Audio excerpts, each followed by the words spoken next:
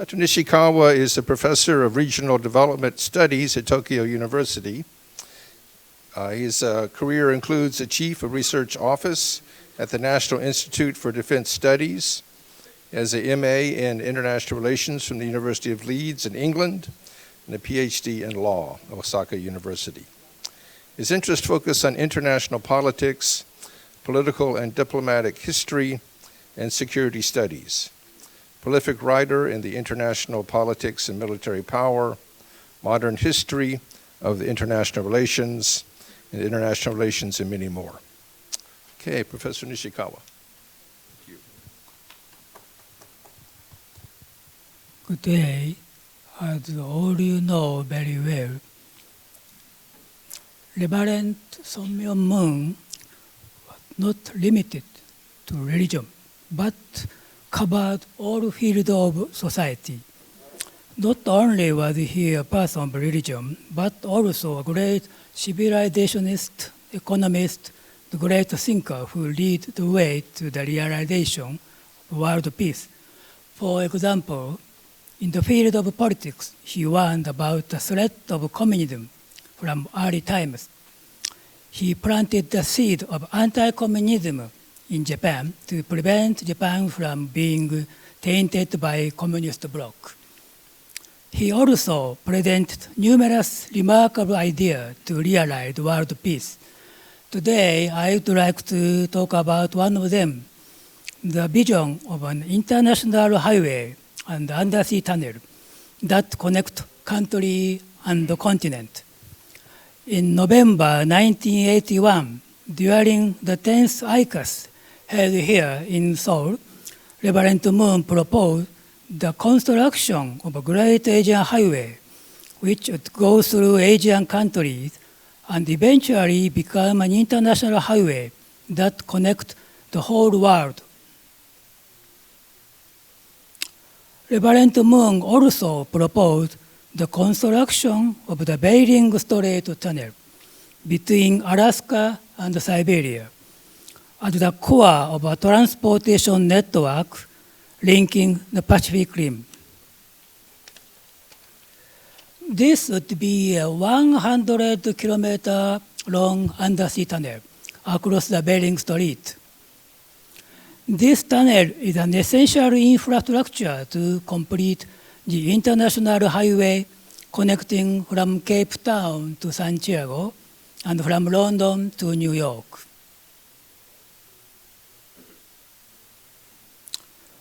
What significance does the construction of the international highway and the Bering Strait Tunnel for mankind? First of all, it will stimulate traffic of people and trade, bringing great economic effect. However, Reverend Myung's focus was not only on economic effect. He suggests the frequent interaction of people and goods through the international highway and tunnel would lead to a formation of an Asian community, and social equalization will be promoted through active exchange of economic, cultural, ideological, and religious activity, contributing to the realization of world peace. Reverend Myung's proposal to realize peace through the active interaction of people, goods, and information across borders has been confirmed through the research of Professor Karl Wolfgang Deutsch of Harvard University. Deutsch is a prominent international political scientist who theorized communication and the traffic of people and goods had a positive effect on international cooperation.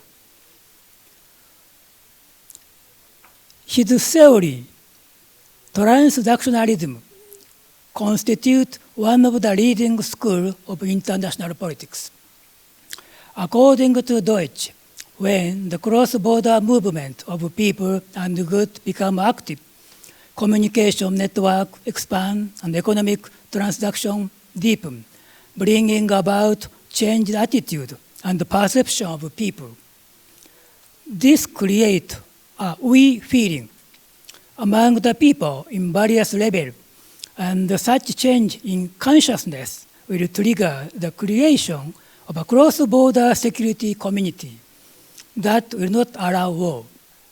Deutsche theory had been a dividing force behind the birth of the EU and acceleration of European integration.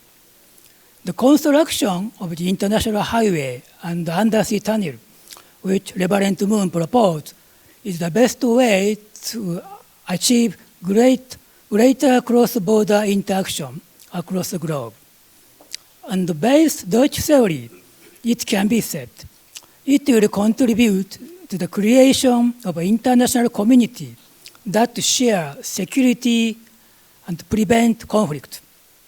Deutsche died in 1992, but even today, after the Cold War, the legitimacy of this theory, which emphasized the incorporation in importance of communication and interaction, is being recognized through the research of Professor Michael Barnett in George Washington University and Emmanuel Adler in Toronto University.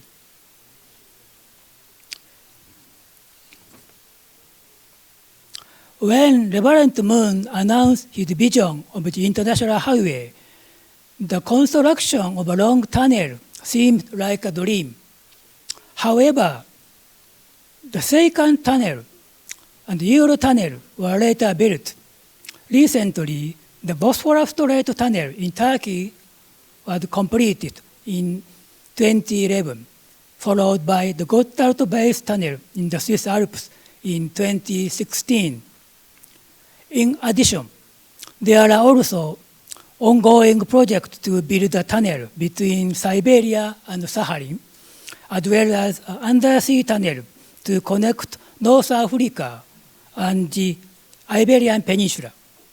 Change in the international environment, such as the progress of civil engineering technology and the development of interdependence, have made international highway and undersea tunnel project a reality. Reverend Moon's ability to foresee the future is amazing, and it's necessary to reconfirm the importance and significance of his proposed initiative. However, nowadays, there has been a growing concern in the international community when considering world peace. This is a tendency to deny globalization and put the interest of one's own country first. As globalization continues, the influx of refugees and migrants created some problems, such as security deterioration, unemployment crisis, and religious conflict, etc., etc. However, denying globalism and prioritizing the interest of one's own country is by no means desirable in achieving world peace. Now that the threat of anti-globalism is on the rise, it is necessary to recall Reverend Moon's teaching and take measures to enhance cross-border interaction, such as the International Highway Initiative. Under such circumstances, a researcher who again points out the importance of concepts proposed by Reverend Moon is attracting attention. Parag Khanna is a scholar of international politics from India, who was named one of the most influential figures in this century by Esquire magazine. In one of his books, he explained connectography, a concept of connective geopolitics, emphasizing the importance of communication connecting.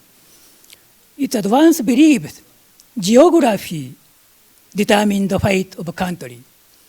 But with the development of social infrastructure such as road, pipeline, and internet cable, in the future, connectivity will determine the fate of a country.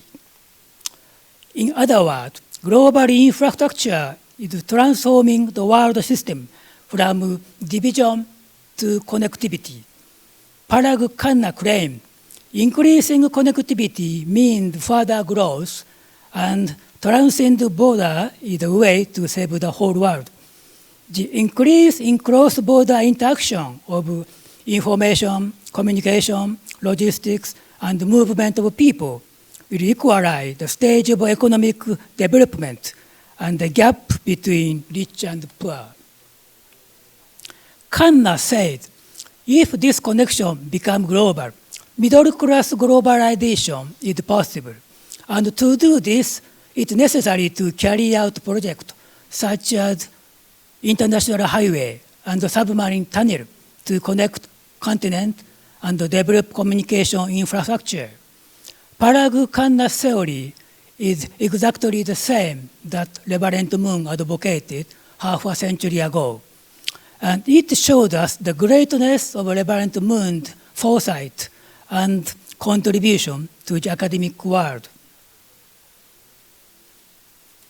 Lastly, one of the proposals made by Reverend Myung, which must not be forgotten, is the Japan-Korea Tunnel project.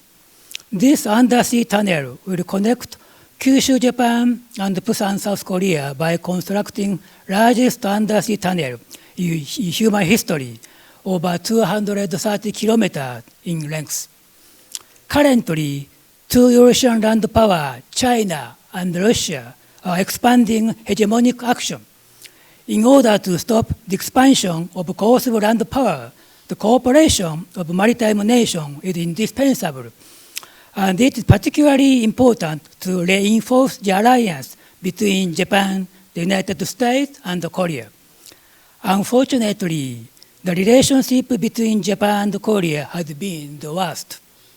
It's not easy to find a way to improve relations because of complicated issues such as the recognition of history and the public sentiment.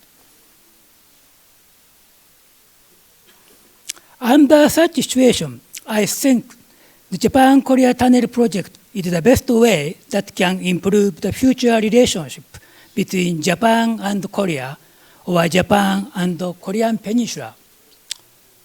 As can be seen from the result of the construction of the Sakhalin Tunnel and the Dover Strait Tunnel, the construction of Japan-Korean Tunnel is feasible with Japan's advanced technology, and the economic impact of this tunnel is appreciated by world-famous investor Jim Rogers. Furthermore, in Japan recently, National Organization for the Early Construction of this tunnel was established in all prefectures. Interest in this tunnel is increasing in Japan. Once the Japan-Korea tunnel is completed, Reverend Myung explained, the Korean Peninsula would become the birthplace of a new civilization.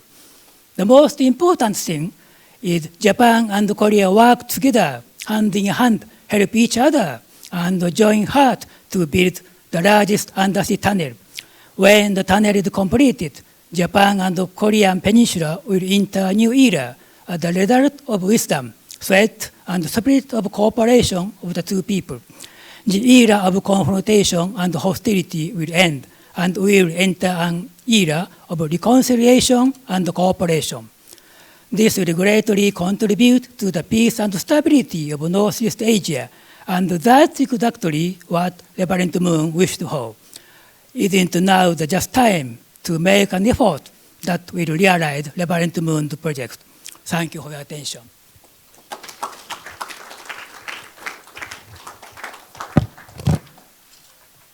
Well, thank you, Professor Nishikawa.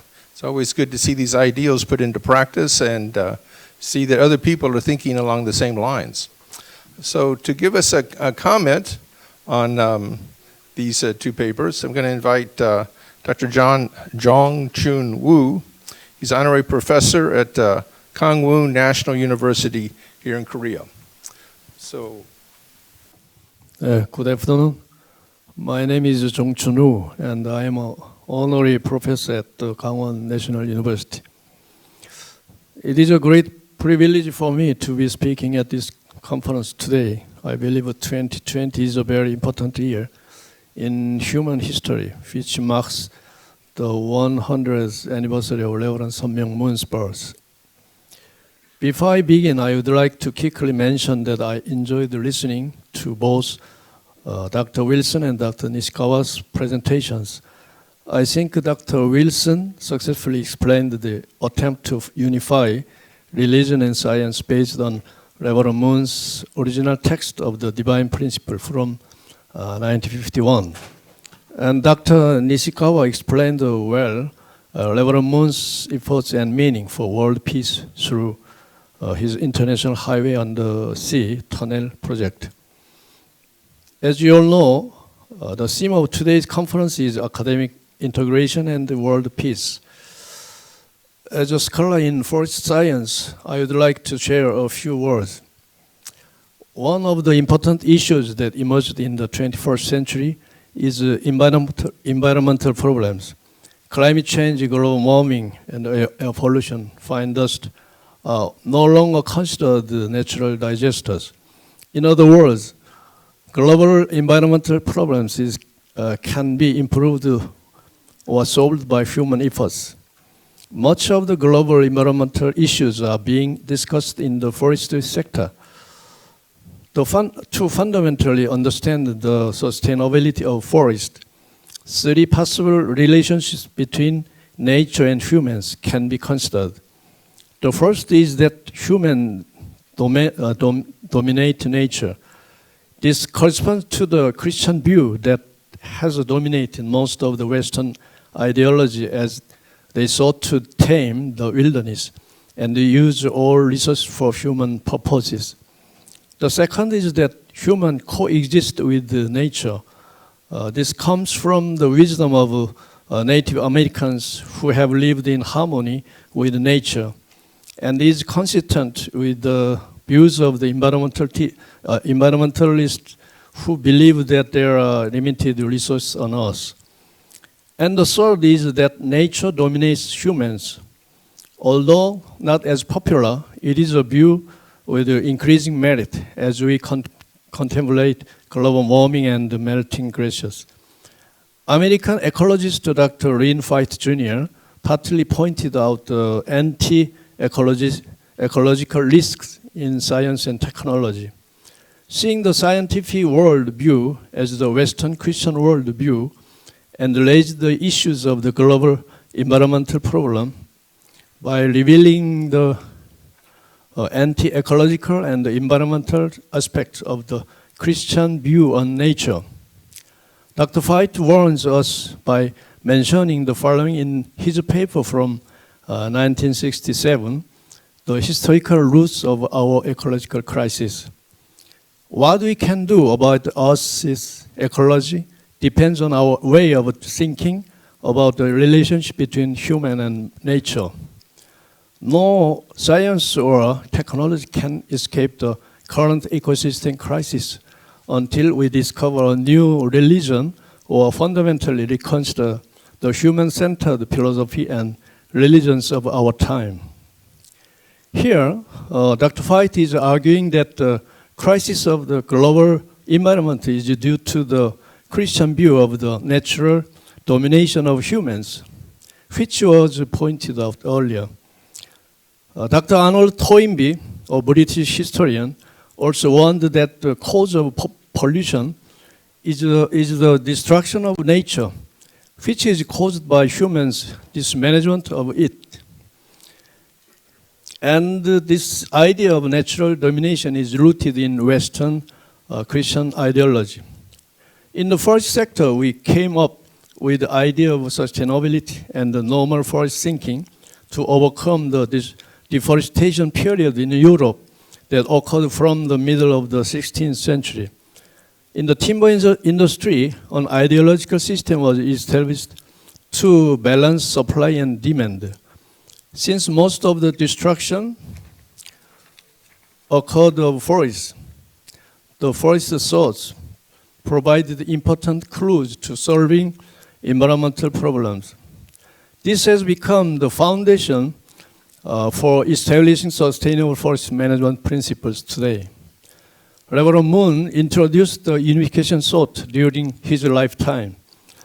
This sought to pursue ideological unification by covering various philosophical systems and ideas that have developed with history. The basic principle of the unification thought is the law of giving and receiving. The relationship between humans and nature can be discussed with the relationship between with the law.